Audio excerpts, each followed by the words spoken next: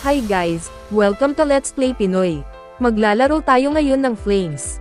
Para sa kaalaman muna ng iba, ang Flames po ay isang kilalang laro ng mga estudyante noong 90s, para malaman nila ang love compatibility sa kanilang mga crush, or natitipuhang classmate, or maging sa kanilang mga celebrity crushes.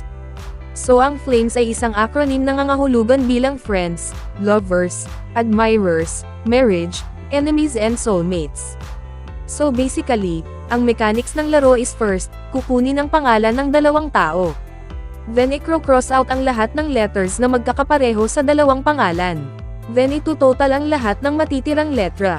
At kapag na-total na ang lahat ng letrang natira, bibilanggan naman ito sa acronym na Flames at ang huling letra na mabibilang sa Flames ay ang magiging future relationship status supposedly sa kanilang mga crush.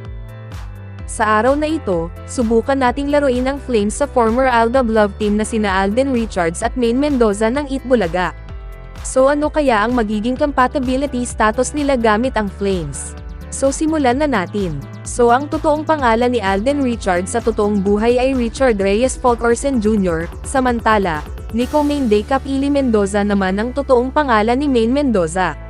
So first, tanggalin muna natin ang lahat na magkakaparehong letters sa mga pangalan nila. So tanggalin natin itong letter I. Then itong letter C, letter A, letter D, letter E, letter L, letter O, at lastly etong letter N. So bilangin na natin ngayon ang natirang letters. So 1, 2, 3, 4, 5, 6, 7, 8, 9, 10, 11, 12, 13, 14, 15, 16, 17. So 17 ang total letters na natira. So bilangin naman natin ito sa acronym na Flames. So 1, 2, 3, 4, 5, 6, 7, 8, 9, 10, 11, 12, 13, 14, 15, 16, 17. OMG, letter E. Enemies po ang result ng Flames kina Alden Richards at Maine Mendoza. So anong masasabi nyo guys sa naging result ng Flames kina Alden Richards at Maine Mendoza?